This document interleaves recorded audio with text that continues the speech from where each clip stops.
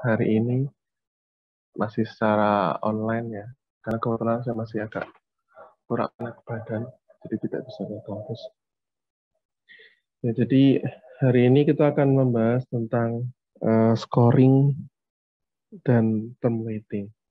Jadi kemarin mungkin ketika di perkuliahan yang sebelumnya itu kan sudah dibahas tentang apa namanya proses dari dokumen, terus kemudian dibuat indeks gitu ya. Terus ada mungkin pemrosesan query juga.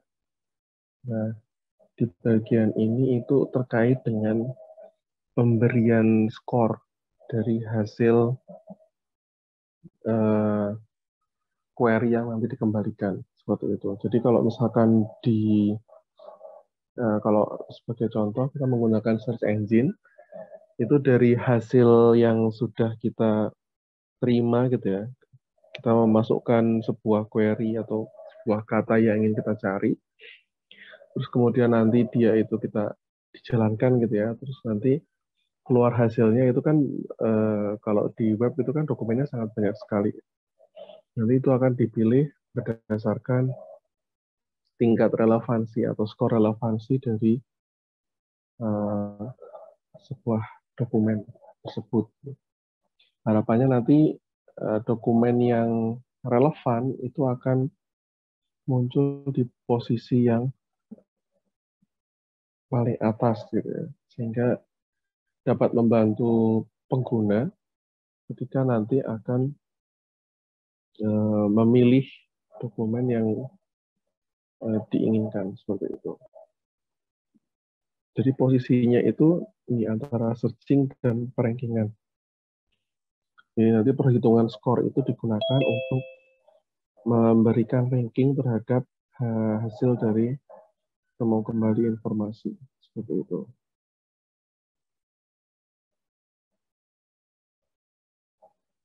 Nah, jadi yang sebelum-sebelumnya mungkin yang sudah pernah dibahas itu pencariannya masih berupa boolean gitu ya. Jadi apakah sebuah kata itu ada dalam dokumen atau tidak gitu ya. Jadi kalau misalkan ada ya muncul, kalau misalkan tidak ada ya tidak muncul seperti itu.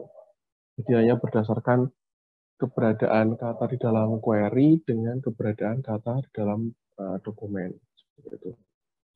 Nah, mungkin ini sangat baik gitu atau sangat bagus untuk user yang sudah tahu apa yang diinginkan dan tahu tentang koleksinya itu apa seperti itu.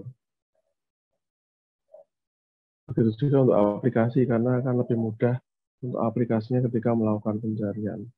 Tetapi ini akan sangat menyulitkan bagi sebagian besar user yang lain karena tidak semuanya itu bisa menuliskan dalam bentuk pencariannya dalam bentuk boolean gitu. Ini misalkan menggunakan and atau menggunakan or gitu ya. Ini tidak semua orang itu familiar dengan itu. Terutama untuk yang kasus-kasus tertentu, ya mungkin kalau yang sekarang sudah lebih lebih advance gitu ya. Kalau di search yang di search engine web itu bahkan bisa sampai dicarinya berdasarkan padanan kata gitu ya. Jadi tidak hanya sekedar apakah sebuah kata itu ada atau tidak, tapi bisa sampai memberikan semacam rekomendasi gitu ya. Ketika sebuah kata yang dicari itu tidak ada, bisa jadi muncul kata-kata yang mungkin memiliki sinonim dengan kata yang dicari tersebut. Gitu. Jadi kalau misalkan sebuah kata itu ada di dalam sekumpulan dokumen, gitu ya, maka ya bisa jadi nilai yang dikeluarkan atau dokumen yang dihasilkan itu bisa sangat banyak gitu. Dan kalau tidak ada perankingan atau pemberian skor untuk nanti dijadikan referensi untuk membuat ranking, user harus memilah sendiri dari 1000 result, 1000 hasil pencarian itu mana yang kira-kira nanti relevan dengan apa yang diinginkan. Ya, jadi kalau misalkan yang web search itu kan memang dokumennya itu kan banyak sekali ya. Karena kalau web search itu kan sumber dokumennya itu kan semua sumber dokumen yang ada di internet seperti itu, dan itu sangat banyak gitu ya. Nah kalau misalkan itu, kalau kita bayangkan itu tidak ada rankingan, tidak ada scoring, kita harus memilah satu persatu semua dokumennya, mungkin sampai ribuan gitu ya, untuk menentukan mana sih yang sesuai dengan yang kita cari seperti itu. Dan itu akan sangat merepotkan. Untuk beberapa kasus mungkin tidak menjadi masalah ya. Misalkan mungkin dalam kasus dokumennya itu dokumen yang terkait dokumen hukum gitu ya. Jadi ada dokumennya itu adalah dokumen-dokumen mungkin persidangan atau mungkin undang-undang seperti itu. Mungkin itu tidak masalah gitu karena inginnya kan semua yang terkait dengan hukum tertentu gitu ya, bisa dikatakan pencarian itu muncul gitu sehingga semuanya bisa dikaji. Tapi mungkin untuk yang web tadi akan menjadi sangat eh, tidak apa, tidak relevan gitu ya. Mungkin menyusahkan seperti itu. Nah ini ya permasalahan dengan pencarian yang berbasis boolean itu hasilnya bisa jadi sangat sedikit atau mungkin nol gitu ya. Kalau memang dokumennya itu tidak ada yang memiliki kata tersebut, atau bisa jadi sangat banyak, bisa sampai seribuan ketika kata yang ditampilkan itu ada di sembarang tempat seperti itu. Jadi misalkan itu ada 2 query, mungkin satu query bisa sampai 200.000 dokumen dikembalikan. Tapi ketika mungkin lebih spesifik lagi, bisa jadi nanti tidak ada hasilnya didapatkan seperti itu. Dan juga tadi terkait dengan penggunaan operator boolean seperti AND atau OR gitu ya, itu juga mungkin perlu skill. Gitu. Kalau misalkan rekan-rekan pernah mencoba melakukan pencarian di publikasi, gitu ya. Jadi misalkan di ICM atau di IEEE Explore gitu misalkan, kalau kita mau mencari mereka menggunakan model boolean. Jadi kita bisa mendefinisikan misalkan autornya ini itu atau n, ada kata ini, or kata ini. Ini Google Scholar juga sama ya. Jadi kita bisa mendefinisikan detail seperti itu, terutama yang di website yang me, mengumpulkan atau memiliki data publikasi seperti di ICM atau di IEEE Export. Jadi kita harus bermain-main dengan penggunaan kata and dan or itu untuk memastikan hasilnya itu masih memungkinkan untuk ditelusuri gitu ya. Karena kalau misalkan terlalu banyak itu kan akan sangat merepotkan. Begitu juga kalau misalkan terlalu sedikit, bisa jadi nanti ada uh, yang terlewat seperti itu ya. Mungkin tidak kita inginkan juga. Nah, ketika kita nanti menggunakan perankingan gitu ya, ketika hasilnya itu sangat banyak, itu tidak menjadi masalah lagi.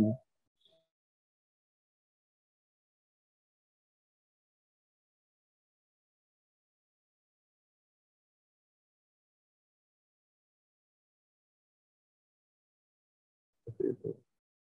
Jadi misalkan 10 ranking yang paling tinggi, seperti itu. 10 dokumen dengan ranking tertinggi. Atau ya bisa 20 atau mungkin dengan model beberapa halaman gitu ya. Seperti kalau di search Google itu ada beberapa halaman juga. Nah, tapi yang tertinggi itu bisa muncul di awal-awal seperti itu. Mungkin kalau kita membuka Google gitu ya, hasil yang kita lihat mungkin hanya kita akan tahan mungkin menelusuri cuma sampai 2 atau 3 halaman terdepan kan. Jadi kalau kita sampai halaman ke-10 itu kayaknya sangat jarang seseorang itu mau mengecek hasil dari Google gitu ya sampai halaman ke-10 gitu. Paling 3 halaman itu udah pingin ganti query gitu ya untuk memastikan bahwa yang dicari itu sesuai seperti itu kan. Nah, jadi dengan cara seperti ini si user itu tidak merasa kewalahan gitu ya untuk menelusuri hasil dari pencarian yang tadi dikembalikan. Tapi ini premisnya perankingannya bekerja gitu dengan baik gitu. Jadi algoritma yang digunakan untuk memberikan rankingan itu bisa memberikan hasil yang baik sehingga nanti rankingannya bisa dilakukan. Nah, untuk melakukan retrieval yang menggunakan ranking, kita harus menggunakan penilaian berbasis skor gitu ya. Jadi nanti kita bisa urutkan berdasarkan tingkat akurasi atau tingkat relevansi sebuah dokumen dengan query yang diberikan. Nah, untuk memberikan tingkat relevansi tadi itu bisa dianggaplah kita nanti menghitung skor dari sebuah dokumen berdasarkan query atau masukan yang diberikan oleh user. Jadi misalkan ada user nanti memasukkan sebuah query, mungkin ada 2 atau 3 kata, terus kemudian skor untuk masing-masing dokumen terhadap kata tersebut nanti akan dihitung, terus nanti dokumen yang memiliki ranking tertinggi, mungkin bisa tadi 1 sampai 10 gitu ya, itu nanti akan ditampilkan seperti itu. Nah, jadi kita bisa memberikan skor ke setiap dokumen berdasarkan query yang ditampilkan. Misalkan antara 0 sampai 1 gitu ya.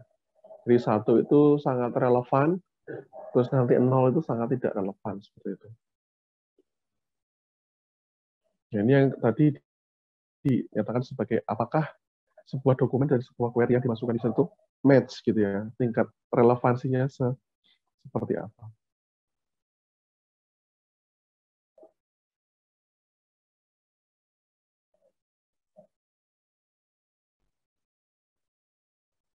Ya. Jadi kita perlu sebuah cara untuk memberikan skor terhadap pasangan query dan dokumen. Ya. Jadi misalkan kita mulai dari query yang terdiri atas 1 kata gitu ya. Jadi kalau misalkan query itu tidak ada di dalam dokumen, maka skornya harus 0 gitu ya. Terus kemudian ketika sebuah kata itu semakin sering muncul di dalam sebuah dokumen gitu ya. Jadi misalkan user memasukkan kata apa namanya? Prejudis misalkan ya. Nah, kalau misalkan itu semakin sering ada di dalam sebuah dokumen, jadi di dokumen itu ada kata itu banyak sekali, maka kita inginnya skornya semakin tinggi. Gitu. Itu yang dasarnya seperti itu ya, mungkin yang paling sederhananya. Tapi nanti mungkin itu juga tidak 100% benar gitu ya, karena bisa jadi ada kata-kata tertentu itu yang sangat frekuen, sangat jamak ditemui di sebuah dokumen, tapi mungkin itu adalah sebuah kata yang umum gitu ya. Jadi misalkan seperti kata sambung gitu ya, the, kemudian is gitu ya. Kalau mungkin di istilah kalau di NLP itu semacam stop words gitu ya. Itu kan kata yang sangat mudah ditemukan di dokumen gitu ya. Nah, untuk untuk hal seperti itu bisa jadi asumsi kita bahwa query itu semakin sering di dokumen itu skornya lebih tinggi bisa jadi tidak pas untuk kasus seperti itu. Sehingga bisa jadi nanti ada alternatif yang bisa kita gunakan supaya dapat memberikan hasil yang lebih sesuai. Seperti itu. Nah, ini salah satu contoh pendekatan yang bisa dilakukan, walaupun nanti mungkin tidak bisa 100% pas gitu ya, untuk pemberian skor atau perankingan. Jadi namanya cacat koefisien. Jadi untuk menghitung overlap di antara 2 buah himpunan A dan B. Jadi dokumen itu kemudian kita representasikan sebagai sebuah himpunan. Misalkan dokumen A itu adalah sebuah himpunan A yang isinya adalah kata-kata yang ada di dalam dokumen tersebut. Kemudian query yang dimasukkan oleh user itu misalkan adalah sebuah himpunan B, gitu ya. Jadi nanti himpunan B berisikan kata-kata yang dimasukkan oleh user di dalam query. Nah, perhitungan Jakarta koefisien itu bisa dilakukan dengan menghitung jumlah anggota A dan B yang beririsan. Nah, ini kalau beririsan itu kan berarti termnya itu ada di kedua dokumen ya, atau di kedua himpunan. Jadi di dokumennya ada, di query-nya juga ada, gitu ya. Jadi ada berapa banyak kata yang overlap di antara query dan dokumen, kemudian dibagi dengan A union B. Jadi jumlah semua term yang ada di dalam dokumen A dan query B. Seperti itu. Jadi kalau misalkan kita nilai itu ya, A, A, betul, dari dua buah himpunan yang sama, atau mungkin antara query dan dokumennya itu sama persis gitu ya, maka nilainya adalah 1. Ya kan? Karena irisannya itu semuanya dibagi dengan union itu juga semuanya, kedua-duanya gitu ya. Sehingga nilainya 1. Seperti itu. Tapi nanti kalau misalkan antara dokumen A dan query B itu tidak ada yang beririsan gitu ya, jadi A irisan B-nya itu 0 jumlahnya, maka nilai Jakarta koefisiennya adalah 0. Artinya tidak antara query yang dimasukkan dengan dokumen yang dicari itu tidak memiliki kata yang sama gitu ya. Seperti itu.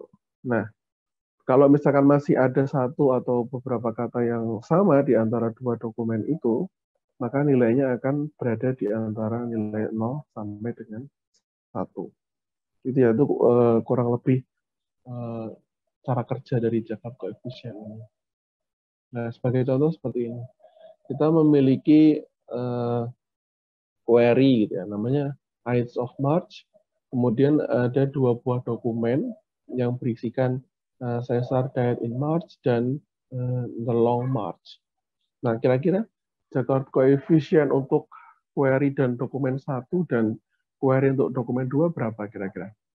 Ada yang mau mencoba menebak mungkin?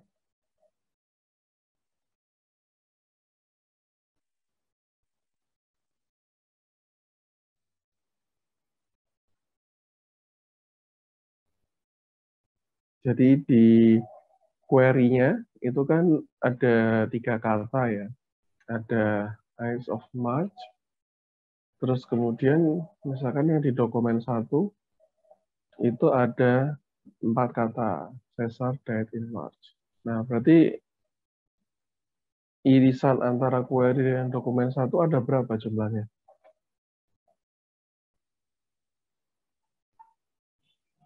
Kira-kira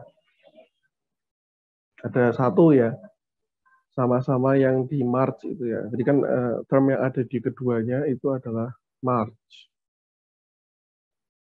Terus kemudian jumlah unionnya ada berapa kata? Kalau himpunan itu kan eh, dia tidak ada duplikat ya. Jadi kalau misalkan di himpunan itu kata yang sama itu akan dianggap sebagai satu gitu ya. Misalkan ada dua kata, tapi kalau dimasukkan dalam set itu ya nanti munculnya satu saja gitu. Jadi tidak ada duplikat di situ.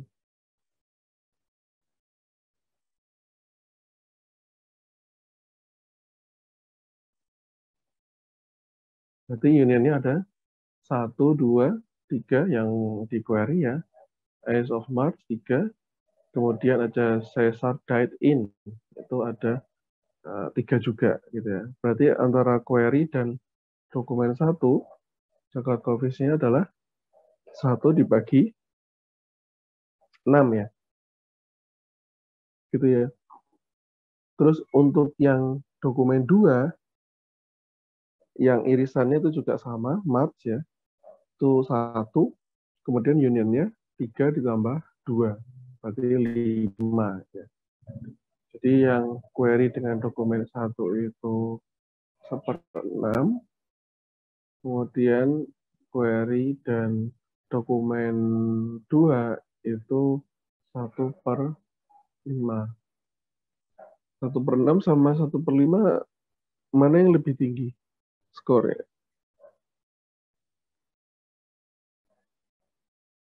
1/5 itu berapa? 0,2 ya. 1/6 itu 0,13 kalau nggak salah ya. Jadi nanti yang 1/5 itu yang skornya lebih tinggi. Jadi yang dokumen 2 akan mendapatkan skor cakar koefisien yang lebih tinggi dibandingkan dengan dokumen 1. Tapi kalau kita lihat di sini kan ada apa ya, semacam hal yang kurang pas gitu ya.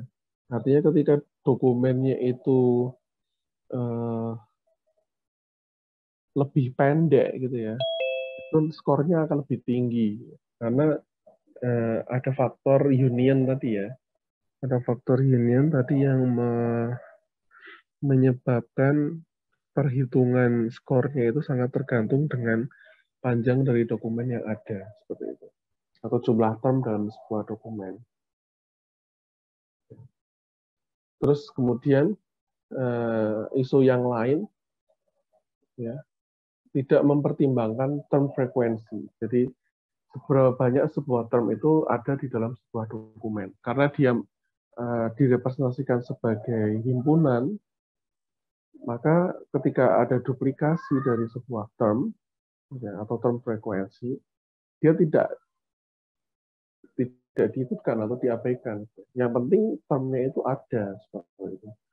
Padahal tadi kan kalau berdasarkan asumsi kita yang sederhana di awal tadi, kalau misalkan termnya itu frekuensi kemunculannya sering gitu ya di sebuah dokumen, harapannya kan dokumen itu memiliki skor yang lebih tinggi. Tapi kalau dengan menggunakan cakar koefisien itu tidak terjadi, karena berapapun term yang muncul dalam sebuah dokumen itu ketika direpresentasikan sebagai himpunan ya akan dianggap hanya sebagai satu gitu ya kemunculannya.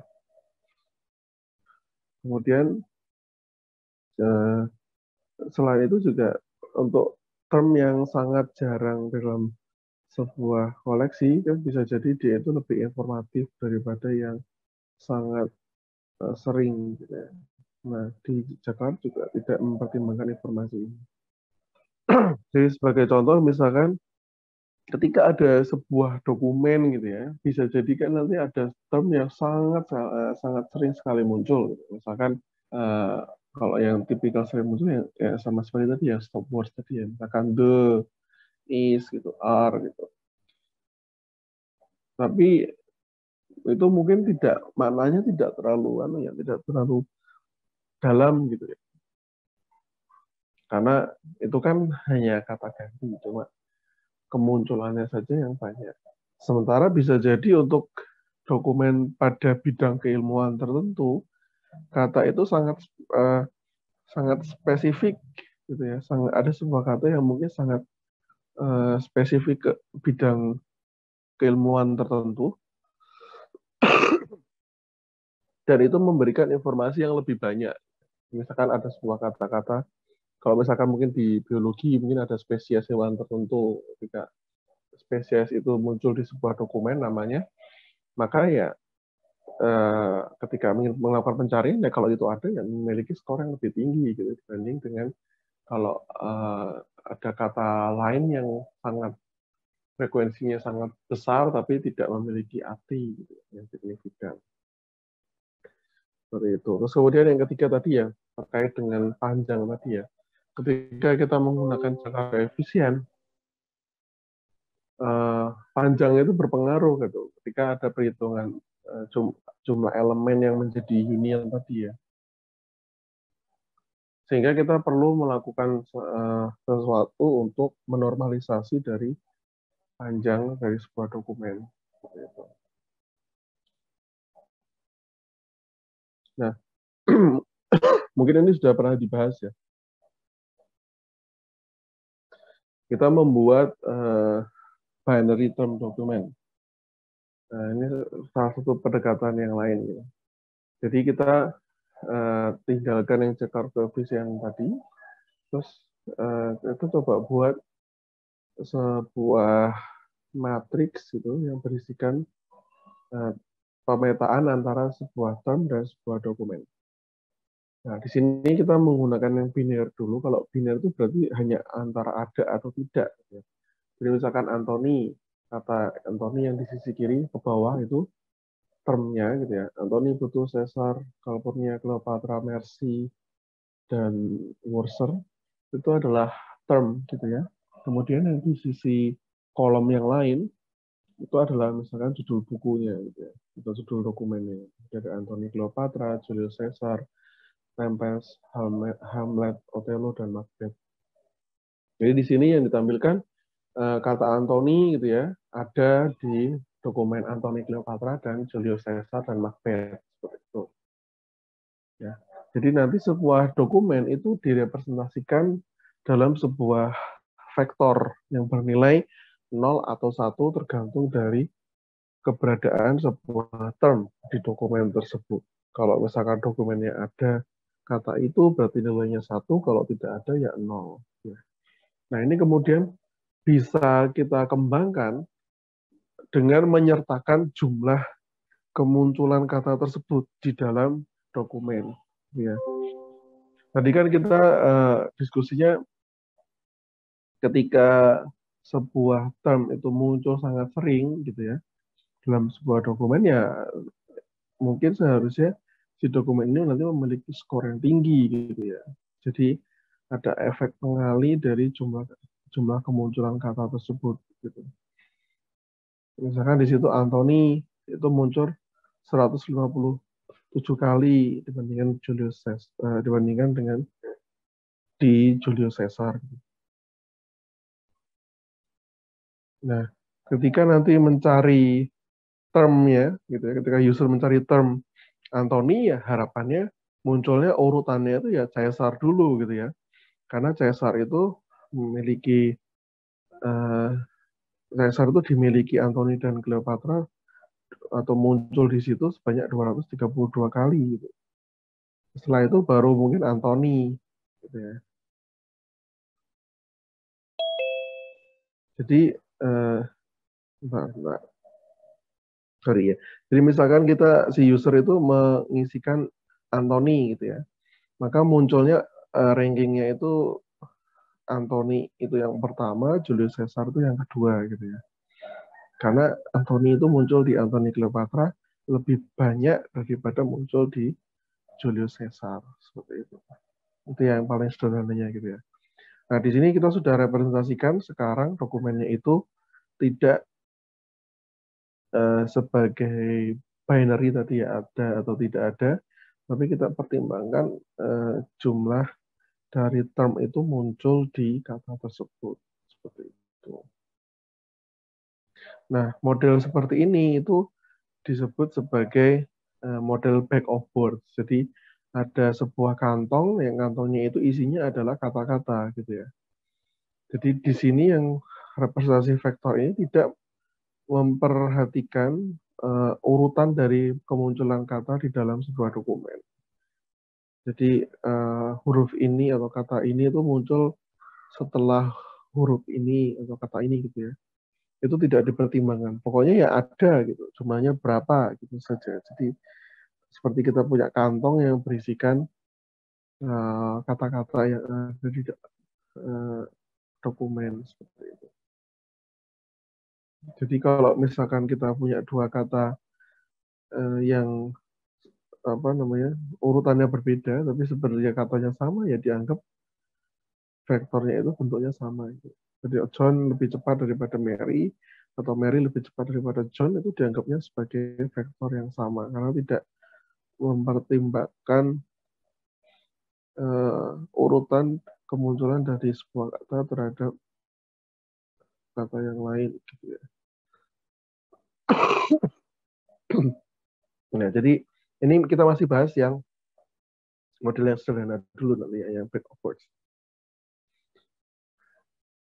Nah, ada pendekatan lain yang bisa dilakukan yang mempertimbangkan frekuensi kemunculan dari sebuah kata di dalam dokumen. Kalau tadi Jakarta koefisien kan tidak. tidak memperhitungkan frekuensi kemunculan gitu ya. Nah, kita menggunakan di sini namanya TF atau term frekuensi. Mungkin ini juga sudah sering ya, didengar gitu ya. Jadi ada beberapa yang memang sama gitu ya di NLP dengan yang information retrieval ini.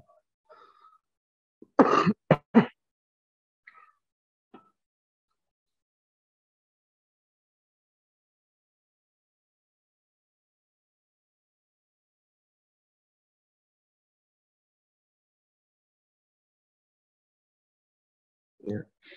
Jadi misalkan kita punya TFTD ya, atau frekuensi T di dalam D ya. Itu maksudnya adalah berapa jumlah kemunculan term T di dalam dokumen D. Ya. Nah, kita akan coba menggunakan TF ini untuk menghitung skor query dan dokumen gitu ya. Nah, kita juga tidak mau frekuensinya itu yang mentah gitu ya. Jadi kalau misalkan ada dokumen sebuah termnya itu muncul 10 kali, sementara ada dokumen yang lain termnya itu muncul 1 kali, tapi nanti karena yang muncul 10 kali kalau kita hanya menggunakan term frekuensi yang mentah ya, yang benar-benar dasar, yang hanya mempertimbangkan jumlah kemunculan, dia memiliki skor yang 10 kali lebih tinggi gitu kan. Kalau misalkan yang satu occurrence itu, satu kemunculan kan skornya 1 misalkan seperti itu. Tapi kalau misalkan menggunakan yang atau kemunculannya 10 skornya bisa jadi 10 kali, padahal belum tentu seperti itu gitu ya. Jadi dengan kata lain, tingkat relevansi itu tidak berbanding lurus atau berbanding proporsional dengan jumlah kemunculan sebuah term seperti itu. Sehingga nanti untuk mengurangi efek dari kemunculan itu, kita akan menggunakan log-nya gitu ya. Jadi kita menggunakan sebuah nilai log untuk menghitung bobot dari term berdasarkan kemunculan di sebuah dokumen. Ya, jadi tidak hanya menggunakan term yang mentah, tapi kita menggunakan nilai log basis 10 dari kemunculan term tadi, sehingga nanti munculnya, kalau dia muncul dokumen itu 10 kali gitu ya, itu nilainya ya hanya 2 gitu ya, karena di situ ada 1 plusnya ya. Jadi ada 1 plus kemudian lognya berapa. Nah, kalau misalkan dokumennya tidak ada, nilainya nanti 0. Jadi kalau munculnya 0, dokumennya 0, ya nilainya 0. Kalau dokumennya 1, kemunculan termnya 1, ya nilainya 1 gitu ya. Kalau misalkan muncul dokumen itu 2, ya nilainya 1,3 seperti itu. Kalau misalkan 10, berarti nilainya nanti 2 gitu ya. Karena log 10 kan 1 ya, terus ditambah 1 jadinya 2. Kalau nanti 1000, log 10-nya kan 3, ditambah 1 jadi 4. Ya. Dan ini 1 plus ini untuk memastikan kalau munculnya 1 itu tetap ada nilainya 1 gitu, untuk membedakan dengan 0 ketika dokumennya itu tidak ada term yang diinginkan itu tidak ada dalam dokumen. Ya, karena kan log 1 itu kan 0 ya. Log basis 10 dari 1 kan 0 ditambah 1 supaya ada skornya 1. Seperti itu. Nah, nanti skornya itu bagaimana?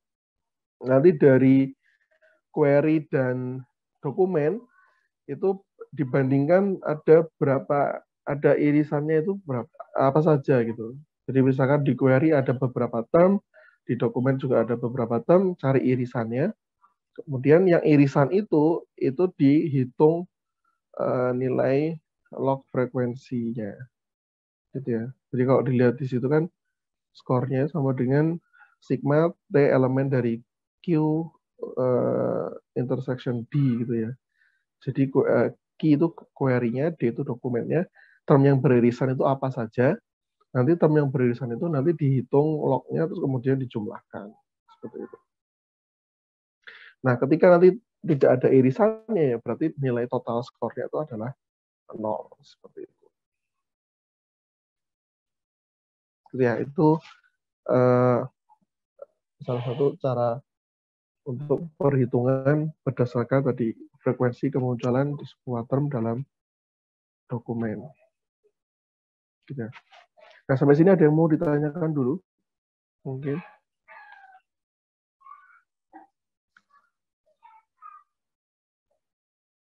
Sudah? Oke. Nah, kemudian untuk menjembatani tadi kan ada dua apa ya? Ada semacam dua isu gitu ya yang muncul dari term frekuensi dan dokumen frekuensi. Jadi kan kalau term frekuensi kan harapannya kalau semakin sering sebuah term itu muncul, nilainya semakin tinggi gitu ya. Tapi tidak mau terlalu efeknya signifikan juga kemunculan itu terhadap skornya, sehingga digunakan log.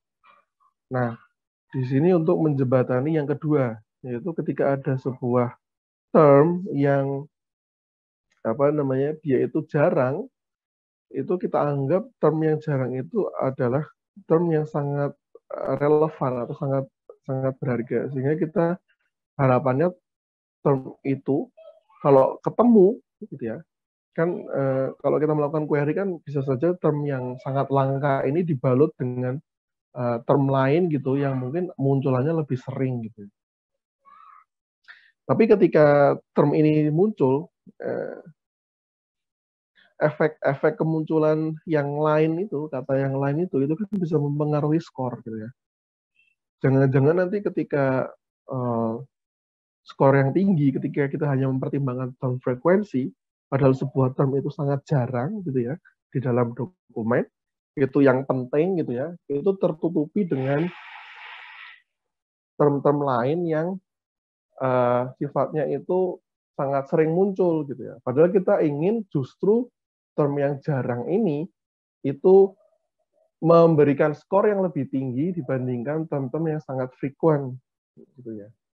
Nah, kita ingin supaya term ini yang sangat-sangat jarang ini, sangat langka ini memberikan pengaruh skor yang lebih tinggi secara umum digabungkan dengan term-term lain yang mungkin lebih umum seperti itu.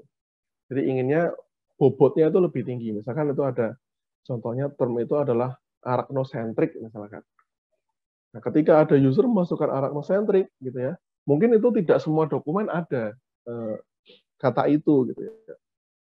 Nah, pinginnya dokumen yang ada itu memiliki skor yang lebih tinggi karena itu kan harapannya lebih relevan dibandingkan dengan mungkin ada kata-kata yang menyertai arachnocentric yang mungkin frekuensi kemunculannya lebih tinggi gitu.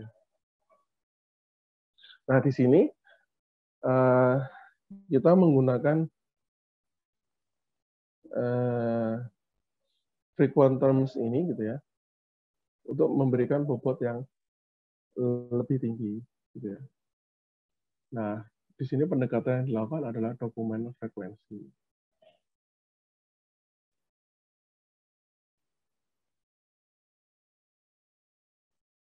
Gitu ya. Ya. Nah, di sini definisi dari dokumen frekuensi itu adalah jumlah dokumen dari keseluruhan dokumen yang ada di dalam koleksi gitu ya, yang memiliki term T gitu ya. Nah, di sini kita akan menggunakan nilai inverse-nya. Gitu ya. Jadi sama seperti yang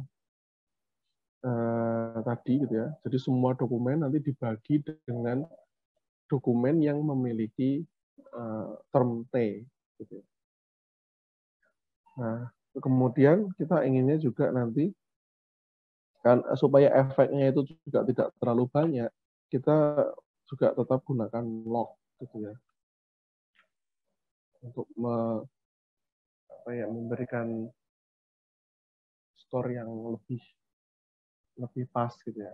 Tapi kan bisa aja ketika dia munculnya sangat sering, dia nilainya sangat tinggi gitu. Karena belum tentu dia 10 kali lebih relevan.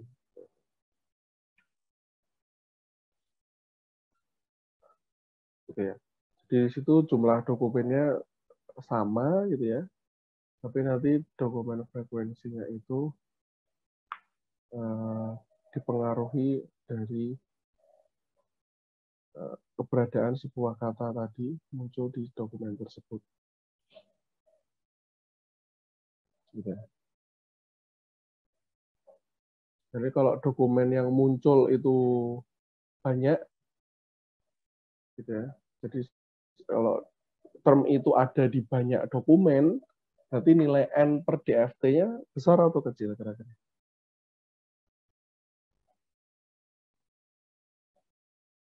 Kalau term itu muncul di banyak dokumen, berarti kan DFT-nya kan besar ya. Berarti N-nya nanti dibagi dengan bilangan yang besar, nanti jadinya kecil gitu ya. Sementara kalau misalkan dokumen yang memiliki itu kecil, jadi dokumennya sangat sedikit, tapi kata itu ada di situ gitu ya, maka nilai pembaginya kan akan jadi kecil. Sehingga nilai N per DFT-nya itu menjadi lebih besar gitu ya. Jadi skornya lebih tinggi seperti itu.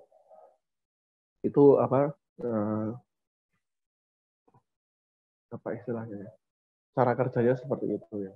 Jadi kita inverskan dokumen frekuensi dari keberadaan T. Ini misalkan. Jadi misalkan kata California gitu ya, itu hanya muncul satu saja. Gitu ya. Nah kalau kita hitung IDF-nya kira-kira nilainya berapa? Dia mau coba ngitung?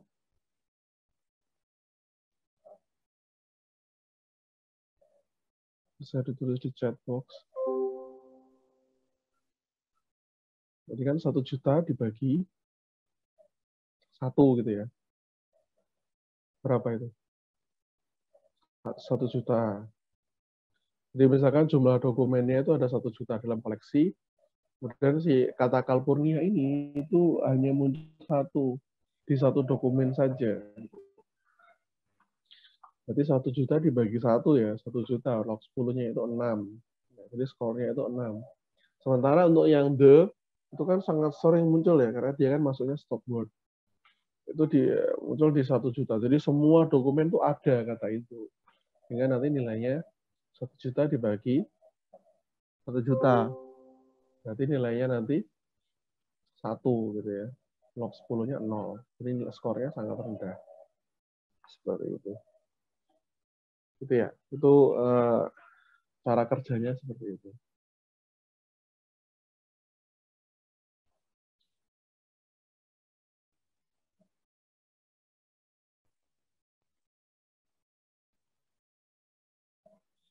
Ya. Jadi ini IDF ini tidak memiliki efek yang signifikan gitu ya ke query yang memiliki satu term gitu. Karena kalau misalkan dokumennya itu ada di semua ya nanti nilainya 0 gitu ya. Seperti itu. Tapi kalau misalkan nanti digabungkan dengan kata yang lain, gitu, baru nanti bisa dihitung hasilnya itu seperti apa. Jadi ada pengaruhnya di situ. Nah, kemudian kita bisa juga menggabungkan dari inverse dokumen frekuensi tadi dengan term frekuensi. Jadi kita kalikan, jadi bobotnya itu kalau menggunakan TF-IDF ya bobot dari term frekuensi dikalikan dengan inverse dokumen frekuensinya. Gitu. Nah, ini salah satu skema pembobotan yang bisa digunakan di sistem temu kembali informasi. Jadi bobot dari sebuah dokumen terkait dengan term tertentu itu bisa diisikan dengan mengalihkan antara TF-nya, term frekuensi, dengan inverse dokumen frekuensinya. Nilainya akan meningkat seiring dengan jumlah kemunculan kata di dalam dokumen, tapi juga meningkat juga ketika term itu nanti sangat jarang gitu ya keberadaannya di koleksi. Jadi koleksi itu refernya ke semua dokumen ya secara keseluruhan yang mau kita cari datasetnya. Nah, skornya sama seperti tadi. Jadi hanya untuk dokumen dan query yang beririsan ya di query dan di dokumen, termnya itu nanti kita hitung TF IDF-nya, terus kemudian nanti kita jumlahkan seperti itu. Jadi itu yang bentuk dasarnya. Tapi nanti bisa juga divariasikan dengan pendekatan yang lain gitu ya. Jadi apakah nanti TF-nya itu perlu menggunakan log atau tidak gitu ya. Terus apakah term di dalam query-nya itu perlu dibobotkan juga gitu ya. Seperti itu. Jadi ada beberapa alternatif atau modifikasi yang bisa dilakukan dengan rumusan ini. Nah, tadi representasi vektor dari sebuah dokumen jadi berubah kan. Jadi pas awal tadi kan di awal kita cuma biner ya. Apakah sebuah term itu ada atau tidak, 0 atau 1. Terus kemudian kita rubah menjadi count tadi ya. Seberapa banyak dokumen itu muncul dalam seberapa banyak sebuah term muncul dalam sebuah dokumen. Nah, sekarang kita bisa ganti dengan bobotnya menggunakan TF-IDF. Jadi nanti si Anthony itu munculnya 5,25. Nanti kita bisa tambahkan skor itu untuk menghitung skor akhirnya. Ya.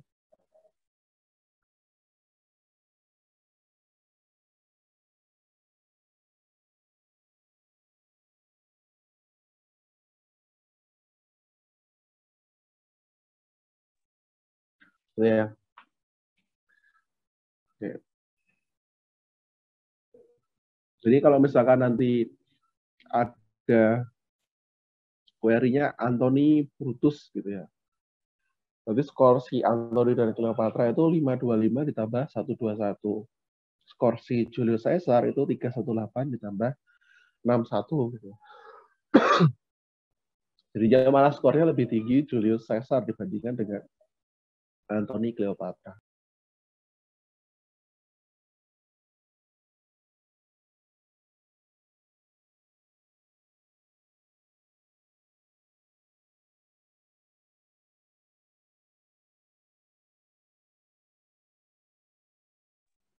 Oke, itu ya.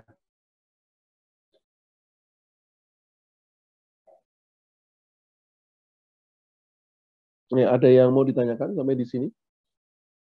Ya, jadi udah terlihat ya beberapa contoh pemberian skor yang sederhana ya, terkait dengan hasil query. Jadi nanti tinggal kita urutkan saja. Yang skornya lebih tinggi, kan itu lebih mirip gitu ya. Itu nanti muncul di posisi teratas. Sehingga memudahkan pencarian. Ya. Nah, ini ada pendekatan lain gitu ya.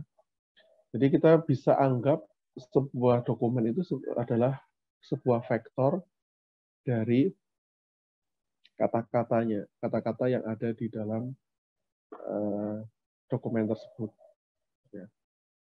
Jadi nanti terms atau kata itu menjadi sumbu dari vektor space-nya, vektor ruang vektornya. Gitu ya. Nah, dokumen itu nanti adalah sebuah titik di dalam vektor dalam si ruang vektor ini gitu ya. Jadi misalkan ada sebuah dokumen gitu ya, isinya itu tadi ada Anthony, Brutus, Caesar gitu ya. Berarti misalkan katanya cuma Anthony sama Brutus saja gitu ya. Berarti nanti ada dua sumbu di situ, sumbu Anthony dan sumbu Brutus. Terus kemudian sebuah dokumen itu posisinya berada di nilai antara Anthony dan Brutus gitu ya. Jadi misalkan kalau sumbu X-nya itu Anthony, sumbu Y-nya Brutus, berarti nanti si Anthony Cleopatra itu posisinya X-nya 525, Y-nya itu 121 gitu ya.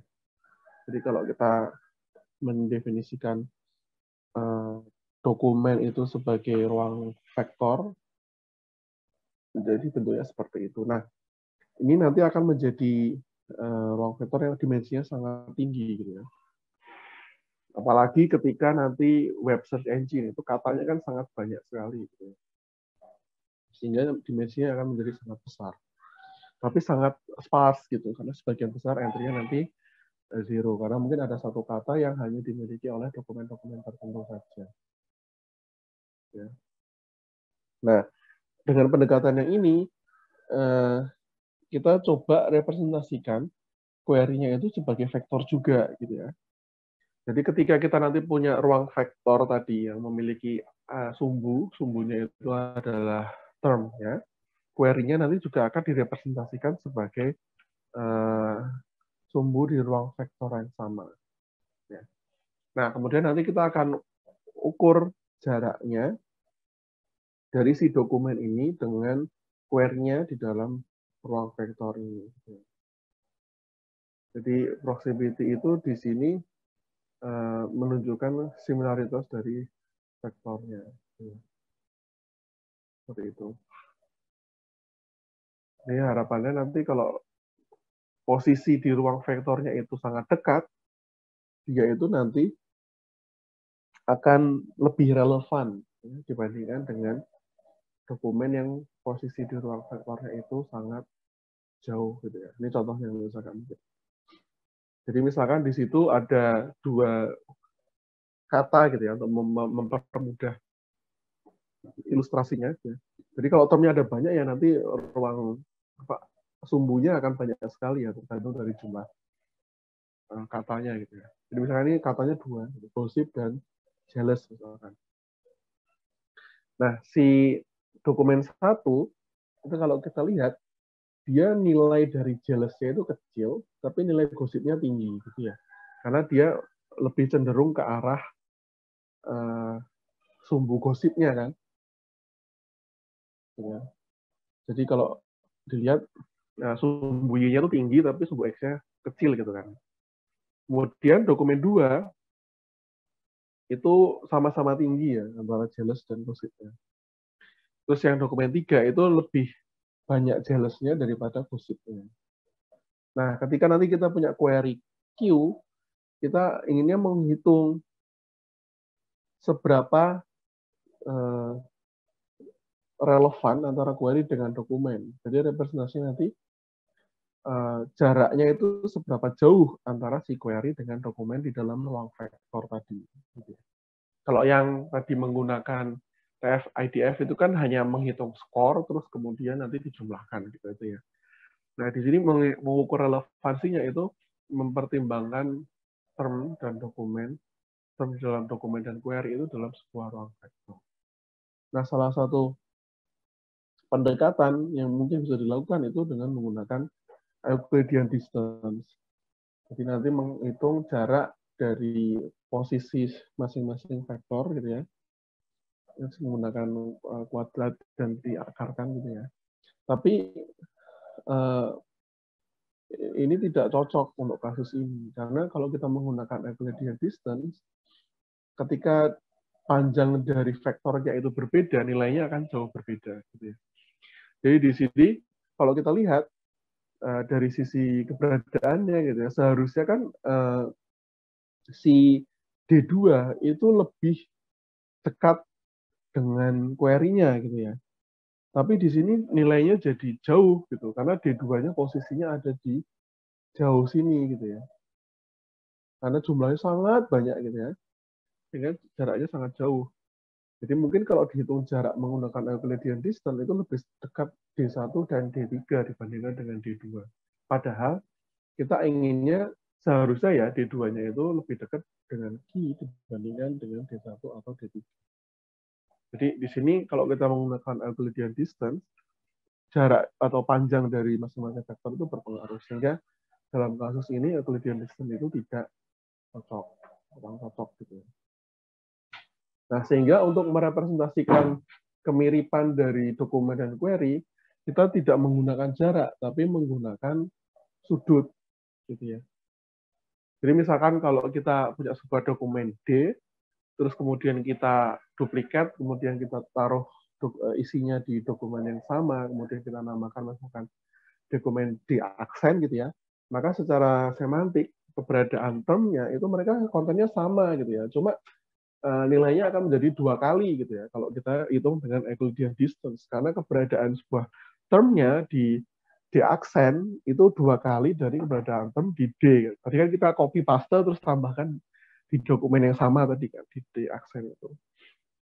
Nah, padahal kalau kita menggunakan sudut ya itu sebenarnya dokumen yang sama kan gitu.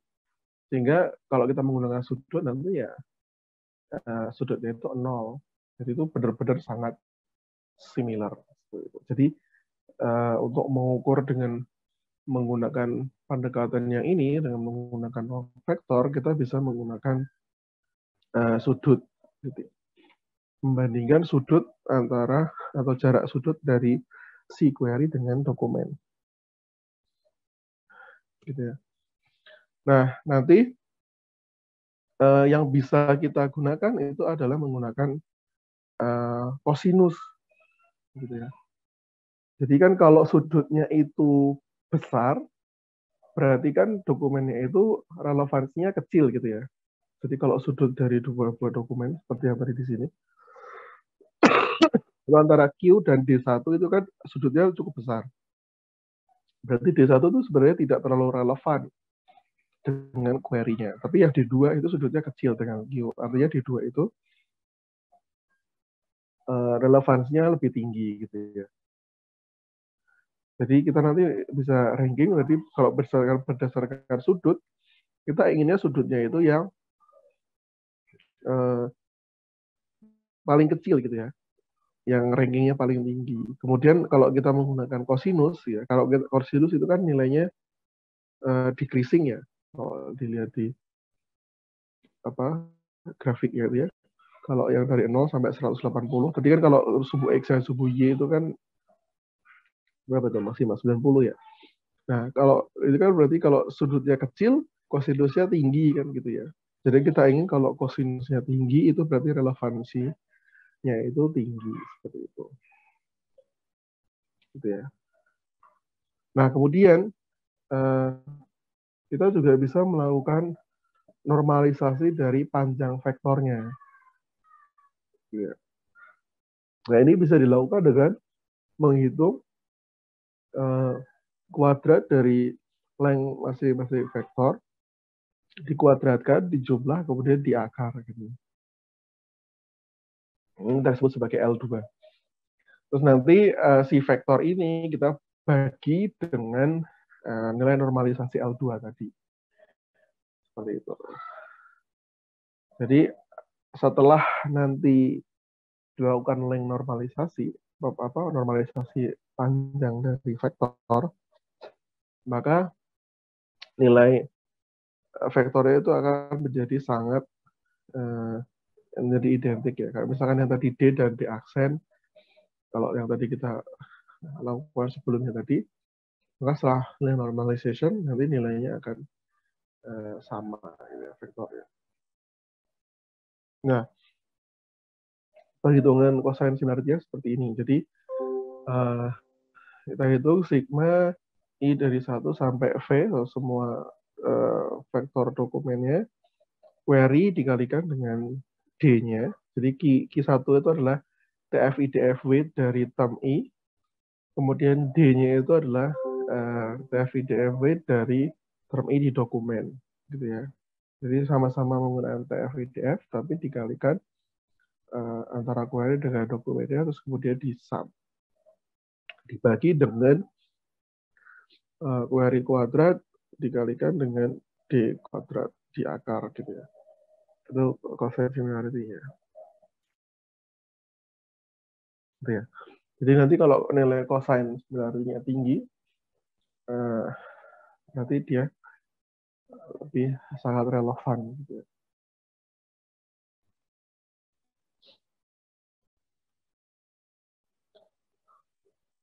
Ini dot produknya, ini unit vektornya.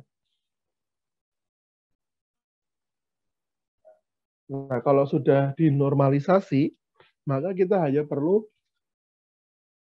menghitung perkalian dari query dan dokumennya. Jadi key dan D-nya harus sudah dinormalisasi terlebih dahulu panjangnya. Seperti itu.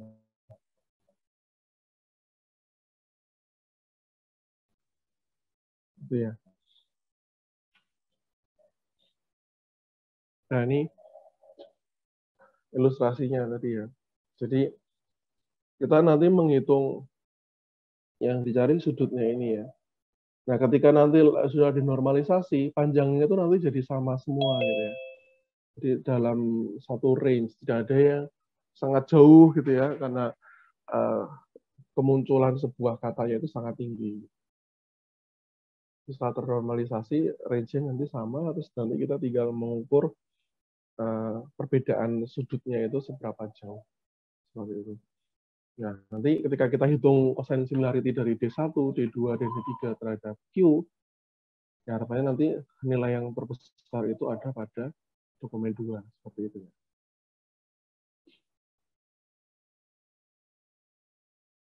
Ya, ini contohnya. Di sini kita coba TF saja ya, supaya lebih simple, tidak menggunakan IDF. Jadi misalkan di situ ada 3 dokumen, ada SAS, PAV, dan WH. Terus kemudian termnya itu ada 4, itu affection, jealous, gossip, dan withering. Terus ini term frekuensinya ya, atau jumlah katanya. Kan 115, 58, 20, 10, 17. Jadi kalau kita gambarkan, berarti ini ada 4 dimensi gitu ya. 4 dimensi untuk masing-masing term. Nanti si dokumen itu ada tempatnya sendiri di 4 dimensi tadi, sesuai dengan jumlah term yang ada di dalam dokumen tersebut. Ya. Ya, kalau 4 dimensi memang agak sedikit susah untuk dibayangkan. Nah, kemudian nanti kita coba hitung.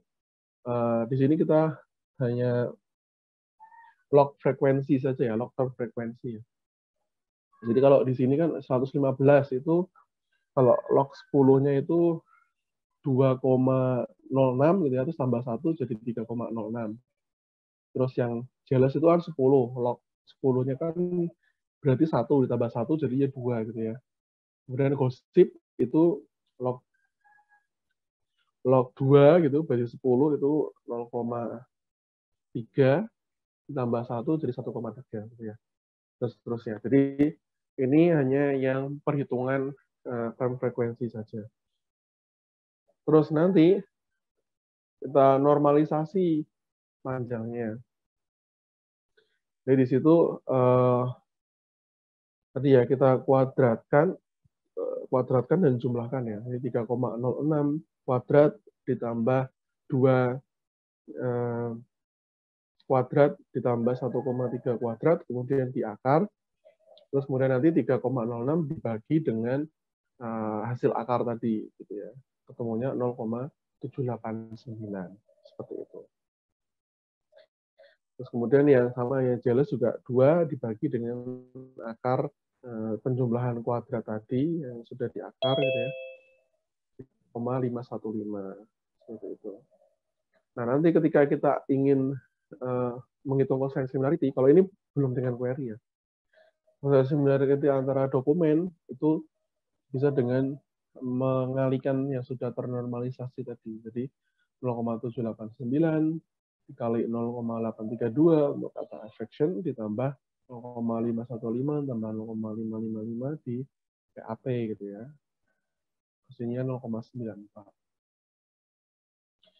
Terus kemudian yang WH sama 0, SAS dan WH ya, 0,789 kali 0,524 ditambah 0,515 tambah 0,46nya tambah 0,335 dikali 0,405, yang 0,79. Terus yang PAPWH itu 0,69. Berarti yang kalau dengan query ya tinggal digunakan query-nya itu nilainya berapa, ternormalisasi. Sehingga nanti dapat dilihat kesamaan dari dokumen sebuah dokumen dengan query. Ya. Nah, ini cara untuk menghitung cosine score-nya gitu ya. Jadi kita buat array score, kemudian array panjang, awalnya 0. Nah, untuk setiap query term T, kita menghitung WT key, jadi weight dari term di query key. Kemudian kita mengambil posting list dari T, untuk pasangan D dan TF. TD kita menghitung WTD dikali WT key. Ya, jadi weight dari dokumen kali weight dari tag key. Terus kemudian nanti dibagi dengan lengthnya. Ya. Terus nanti yang dikembalikan adalah nilai tertinggi, nilai tertinggi dari array score.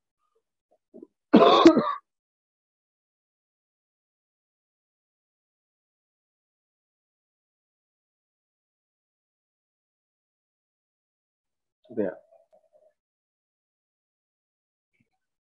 Nah, ini contoh perhitungan TF IDF yang menggunakan query ya. Jadi misalkan kita punya koleksi 1 juta dokumen, kemudian query-nya itu adalah car insurance, auto insurance.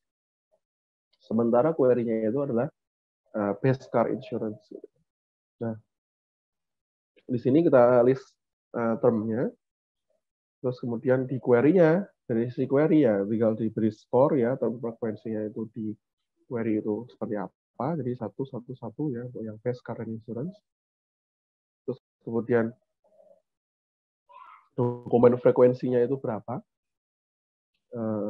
Jadi auto itu ada di 5.000 dokumen, base itu ada di 50.000, car itu ada di 10.000, insurance itu ada di 1.000. IDF-nya nanti ya, yang inverse tadi, 1 juta dibagi 5.000, kemudian log, dihitung lognya, hasilnya 2,3. Terus 1 juta dibagi 50.000, dicari lognya, 1,3 gitu ya, dan seterusnya. Terus kemudian nanti kita kalikan TF dan IDF-nya. Jadi TF-nya 0, IDF-nya 2,3, jadinya 0 gitu ya. Terus 1,3 hasilnya 1,3, 1 dengan 2 hasilnya 2, 1 dengan 3 hasilnya 3. Kemudian dari sisi dokumen, itu keberadaannya tadi 1, 1, 2. Terus kita hitung bobotnya, ya dengan normalisasi tadi panjangnya ya.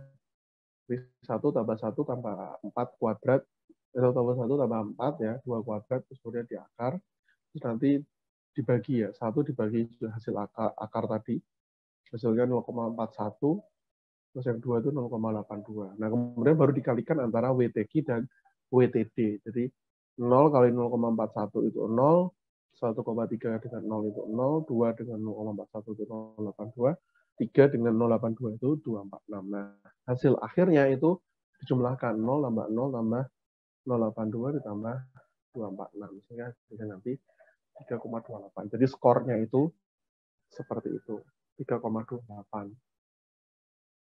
Gitu ya. Sampai sini ada yang mau ditanyakan?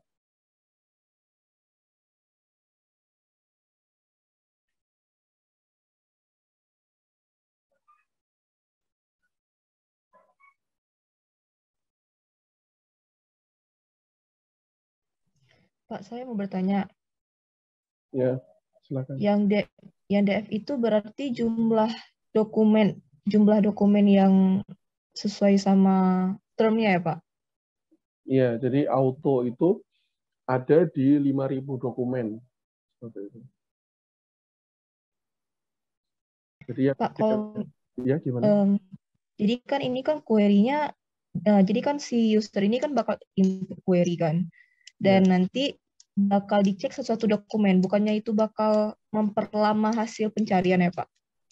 Karena masukin query dulu baru nanti dibobotkan satu per dokumennya, sedangkan yang di search engine itu kan dokumennya kan banyak Pak.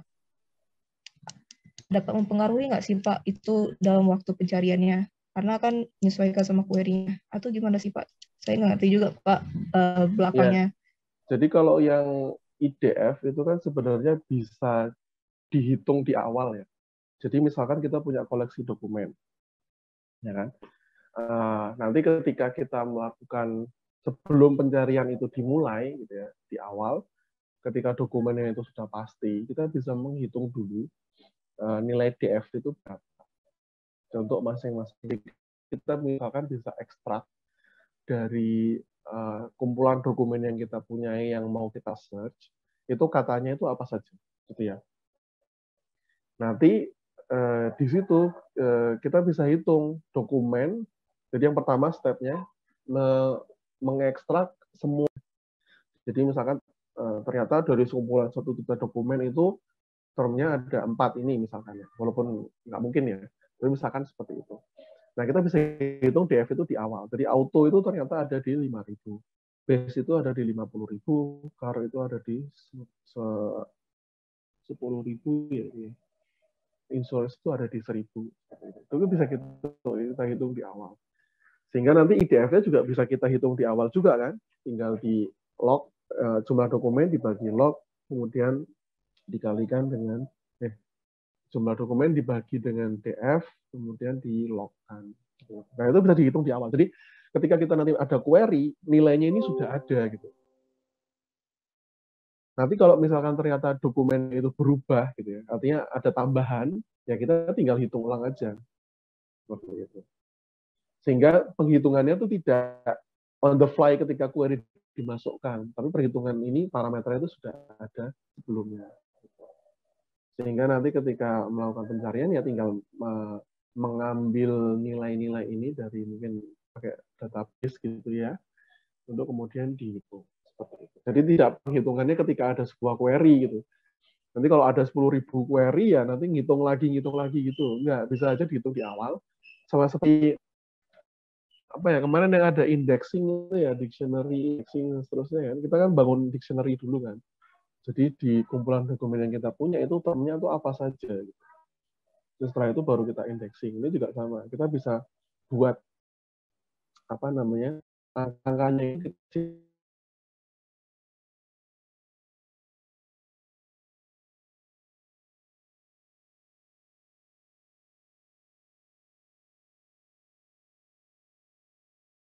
Seperti itu. Kan kalau misalkan termnya itu tidak ada kan pasti DF-nya 0 kan. Jadi itu ya kalau apa dihitung ya udah dapat gitu. Kita hanya perlu mengekstrak term yang ada saja. Karena kalau yang termnya nggak ada pasti kan DF-nya 0. Seperti itu. Itu ya, Mbak ya. Baik, Pak. Terima kasih, Pak. Iya, ya, sama-sama.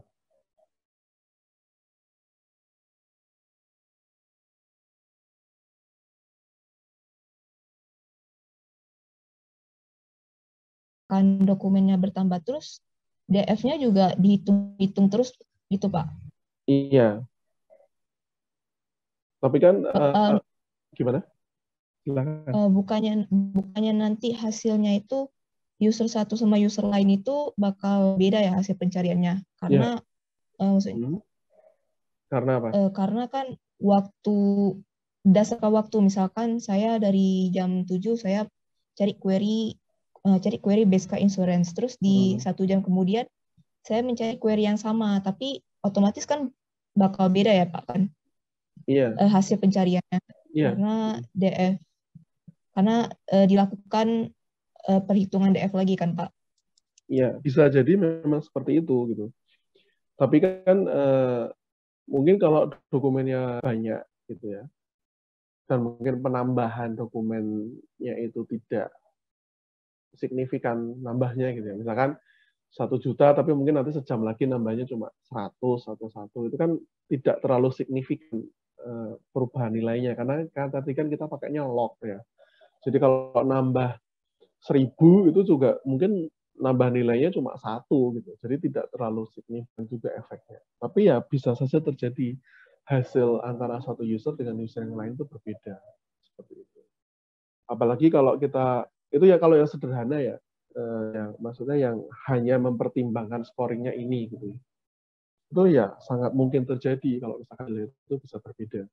Karena kan di belakang layar itu sistem temu kembali informasinya bisa diupdate terus gitu ya dengan penambahan dokumen. Ya, kalaupun itu terjadi juga pengaruhnya itu juga tidak akan terlalu signifikan gitu. Mengaruh di perhitungan skornya maksudnya. Kecuali kalau nambahnya itu dokumennya langsung tiba-tiba 1 juta lagi gitu ya. Nah mungkin bisa jadi itu berpengaruh gitu. Tapi ya tidak menjadi masalah juga karena kan mungkin user satu itu tidak apa namanya tidak sama dengan user yang lain ya. Jadi mungkin ketika user satu itu di jam tertentu, kemudian user dua di jam yang lain ya hasilnya bisa berbeda. Tapi sebenarnya kalau yang di web search itu tidak hanya mempertimbangkan itu saja ya. Itu bahkan sampai ada history query itu juga berpengaruh di relevansi scoring gitu. Kalau misalkan kita perhatikan misalkan di Google gitu ya. Kalau misalkan kita sering search istilah-istilah yang berada pada domain tertentu gitu ya. Misalkan kita komputer gitu ya. Kita seringnya nyari Anaconda gitu ya. Tapi Anacondanya kan Python misalkan. Kita sering nyari Python gitu ya. Terus pemrograman gitu ya. Misalkan ada bug, kita mau tahu cara menyelesaikannya gimana kalau menggunakan Python, terus kita sering search-nya pakai itu. Nah, di implementasi yang web search, itu query history kita tuh tersimpan. Sehingga nanti untuk meningkatkan relevansi terhadap masing-masing orang itu bisa berbeda-beda. Gitu ya. Jadi misalkan kalau kita sebagai orang yang bidangnya komputer, kalau mencari apa Anaconda, munculnya ya Anaconda Python. Tapi mungkin orang lain yang mungkin background-nya bidang zoologi gitu atau biologi gitu ya, ketika mencari anaconda ya yang keluar anaconda beneran gitu, ular itu. Itu memungkinkan gitu. Di custom seperti itu juga memungkinkan. Jadi bisa jadi itu terjadi kalau misalkan yang kasus web search ya, karena mereka ketika membuat scoring itu bisa jadi custom antara satu user dengan user yang lain, itu model scoringnya berbeda, model scoringnya sama, tapi parameter untuk perhitungan skornya itu bisa jadi berbeda karena ada preferensi yang berbeda dari masing-masing user. Itu mungkin terjadi. Misalkan juga ada yang suka wisata gitu ya, wisata ke luar negeri. Jadi kalau search itu suka cari tempat-tempat wisata, misalkan di negara ini, oh tempat wisatanya ini gitu ya. Jadi kalau search orang-orang yang seperti itu, misalkan ketika search ya keluarnya rekomendasi tempat wisata secara default gitu ya. Karena sejarah history apa pencariannya seperti itu gitu. Tapi mungkin orang yang lain yang jurnalis gitu misalnya itu karena dia sering mencari event-event gitu yang terjadi di tempat lain, munculnya bisa jadi ketika mencari Rusia gitu ya keluarnya perang gitu ya. Dan bisa jadi orang yang suka traveling, suka mencari bidang traveling keluarnya ya rekomendasi tempat wisata di Rusia gitu. Jadi pas ketika berangkat ke sana, loh kok perang gitu. Bisa jadi bisa seperti itu juga. Gitu. Jadi ya scoring itu banyak ya metodenya macam-macam. Nah, untuk yang kasus sederhana ini ya bisa jadi seperti itu memang. Kalau misalkan apa dokumen koleksinya itu diupdate ya bisa jadi nanti hasilnya berbeda seperti itu. Gitu oke. Nah, ada lagi mungkin? Nah, enggak, Pak. Makasih, Pak. Udah itu aja. Iya. Jadi memang apa namanya? Ya gitu ya. Jadi memang scoring itu bisa berbeda-beda gitu ya. Apalagi kalau yang web search ya. Ini kan kita contohnya hanya yang lingkupnya lebih kecil gitu ya dari dokumen. Ini salah satu cara sederhana, contoh sederhana untuk memberikan scoring. Ya, jadi summary-nya gitu ya. Kalau kita mau menggunakan perankingan berdasarkan vector space tadi, kita bisa representasikan query-nya sebagai vektor TF-IDF yang ada bobotnya. Bobotnya ya TF-IDF tadi. Dokumennya juga sama, ada di vektor bobot TF-IDF, terus kita bisa menghitung cosine similarity score dari query vector dan dokumen vector. Ya, terus nanti kita bisa urutkan, misalkan 10 skor tertinggi gitu ya ke usernya itu seperti apa. Ya, gitu mungkin ya untuk materi yang hari ini.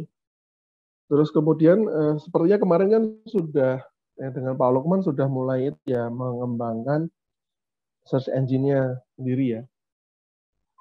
Search engine sendiri ya, ada beberapa tahap kemarin. Nah, sekarang coba nanti lakukan implementasi perhitungan skor yang tadi disampaikan. Jadi bayangan saya masing-masing kelompok sudah memiliki dokumen ya, kumpulan dokumen yang apa namanya mau dicari ya. Apakah seperti itu?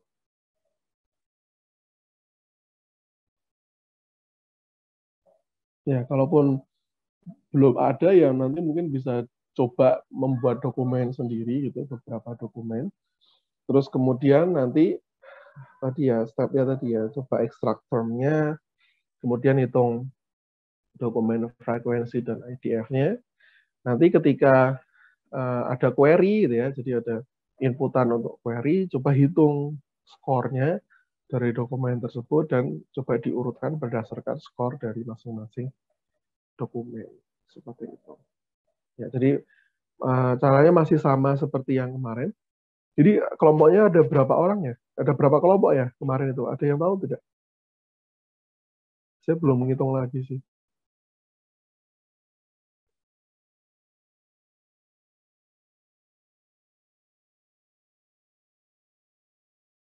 Halo?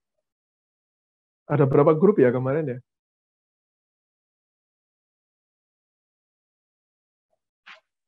Nggak tahu ya. Beda nanti sesuai dengan grupnya masing-masing saja ya. Jadi coba implementasi yang tadi Poseidon Singularity.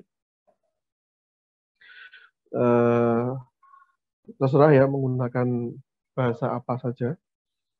Terus nanti ya ada dokumen yang menjelaskan terkait dengan implementasi itu, kemudian source code-nya bisa diupload di GitHub, dan bisa ditautkan di dokumennya. Nah, dokumennya nanti disimpan dalam atau di-upload dalam bentuk file doc atau docx gitu ya.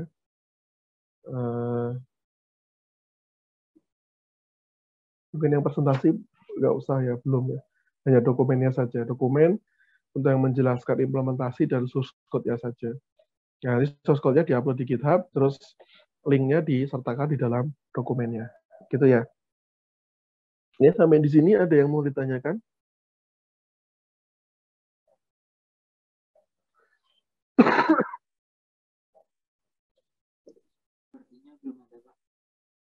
Ya.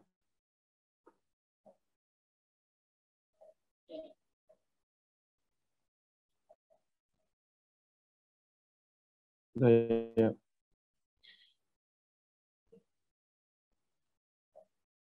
Oke, kalau sudah, mungkin sampai di situ dulu pertemuan kita hari ini. Ini mungkin kalau yang tadi belum sempat absen, silahkan. Mungkin ya kalau sudah, saya tutup dulu mungkin ya. Ini sampai di sini dulu. Semoga minggu depan kita bisa berjumpa secara offline ya. Saya tutup dulu sampai di sini. Terima kasih. Wassalamualaikum warahmatullahi wabarakatuh.